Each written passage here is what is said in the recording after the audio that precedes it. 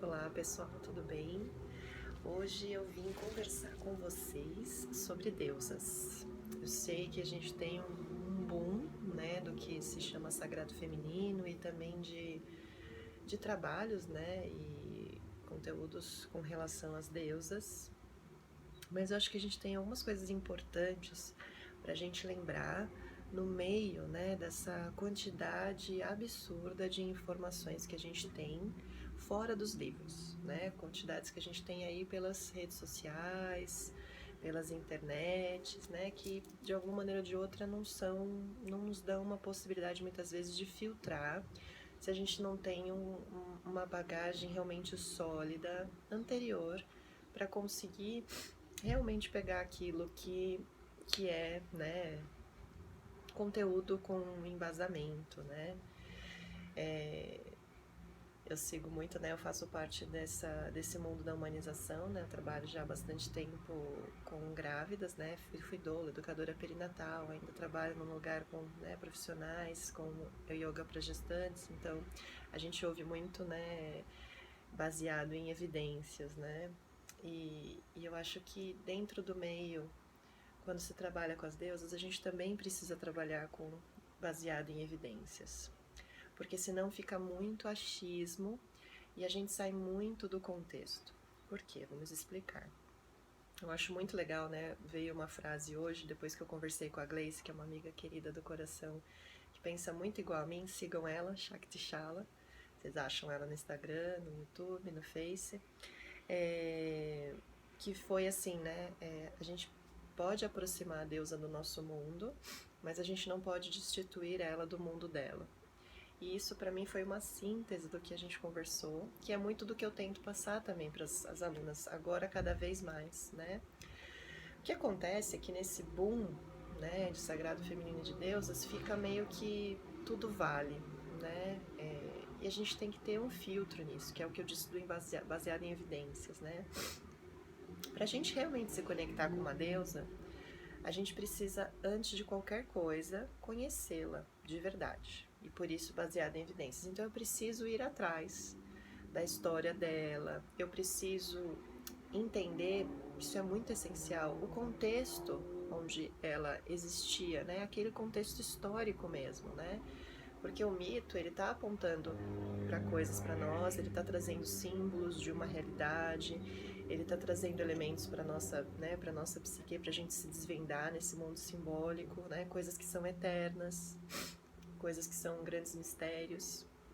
Então a gente precisa ter conhecimentos, muitas vezes prévios, para entender, né, certos mistérios ocultados por trás de um símbolo, porque se a gente, por exemplo, não entende um símbolo, não adianta reproduzir ele sem um conhecimento do que, né, quais são os mistérios para os quais aquele símbolo aponta, né? É quase como uma porta que a gente desvenda. Então, para a gente começar a conhecer uma deusa, precisamos sim olhar para contexto histórico, né?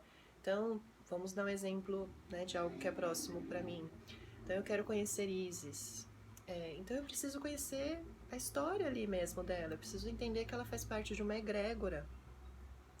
Então ela faz parte de um contexto histórico, então eu preciso ir atrás, né, de onde ela vem, como que é aquele povo, como que era naquela época, né, porque temos épocas, temos momentos, né, da humanidade de onde aquela deusa ou aquele deus se manifesta, então eu preciso entender aquele momento, porque se eu não entendo aquele momento, eu não entendo o que aquela deusa e deus representa. E a partir daquele momento histórico é que eu vou entender as simbologias, então eu preciso entender os símbolos envolvidos naquela divindade, né? O que eles representam. E para me conectar, eu preciso trazer elementos daquele lugar, né? Não adianta, por exemplo, eu querer começar a conexão com Isis e eu vou ouvir uma música, sei lá, sertaneja, vou colocar uma música, sabe? Eu tô exagerando, mas isso existe, né? A gente coloca qualquer tipo de música para se conectar com isso. A gente tem que entrar naquele elemento. Eu não tô dizendo aqui cagando regras que você pode ou não pode, só tô convidando para um lugar por onde a gente começa a desvendar aquela deusa, né? Não tem como eu já começar a ir para um freestyle se eu não sei, se eu não tenho embasamento, né? A gente já quer muitas vezes ir para um intuitivo se eu não tenho um embasamento. É como um tarô.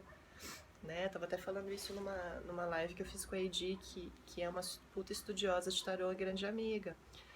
A gente precisa saber a base do tarô, por exemplo, antes de eu querer abrir para coisas, né, para tarôs mais desconstruídos da simbologia tradicional, porque senão eu perco aquilo. E é a mesma coisa com as deusas. Se eu não sei o contexto, eu perco a essência dela, né? A gente precisa também entender que tem histórias e histórias das deusas. A gente tem, né, momentos em que a história dela foi mudada, assim, pelo patriarcado. Então a gente muitas vezes vê, né, eu vejo também muitas vezes, que a conexão por aí, na grande maioria, muitas vezes é feita com um aspecto daquela deusa que é muito patriarcal, né? Que é uma conexão com a deusa pagã patriarcal e não com a deusa antes, né? A história dela antes. Então eu preciso conseguir sair da superficialidade, porque senão a gente fica dentro do contexto patriarcal, dentro de um contexto que venderam para nós, né? Que mascararam para nós. E a gente precisa, né? Bem aquela coisa do tirar os véus, tirar esses véus e reencontrar a deusa antes desse contexto, antes dela ser mudada, né, modificada para a visão de mundo patriarcal, né? Então, por exemplo, a gente tem as deusas antes e as deusas depois. E se eu fico só naquela história que me venderam, eu não vou encontrar a história que de verdade é. Então é muito uma história de detetive mesmo, né? A gente tem que ir atrás e entender, né?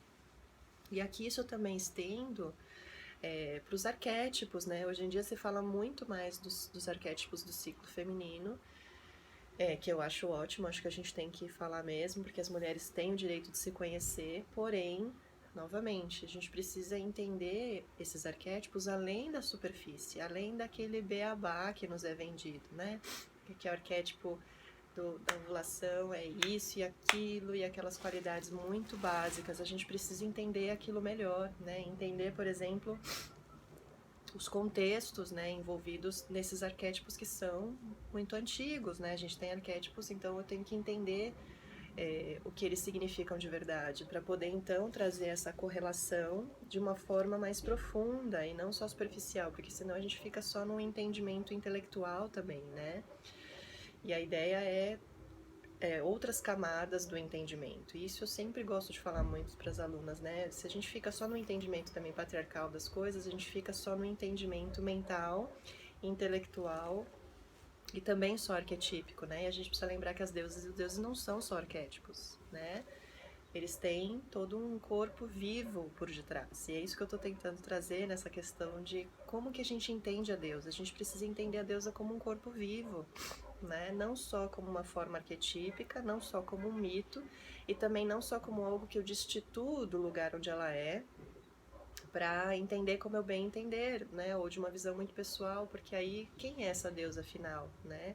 Ela é mais você olhando para ela do que ela sendo ela, né? E isso a gente já tem muito no patriarcado, né? A destituição do feminino pelo bel entender do momento, né? E o que a gente quer aqui é trazer ela num contexto, por isso que eu uso ainda o sagrado, mais sagrado possível, seja mais próximo da sua essência, né? E respeitar isso, né? A gente fala tanto de respeito de mulheres, a gente precisa respeitar as deusas também, respeitar de onde elas vêm, respeitar quem elas são, respeitar o que elas trazem para nós, né? E a partir dali se conectar com ela, de um lugar de respeito, de um lugar com embasamento e de um lugar que ultrapassa a superficialidade.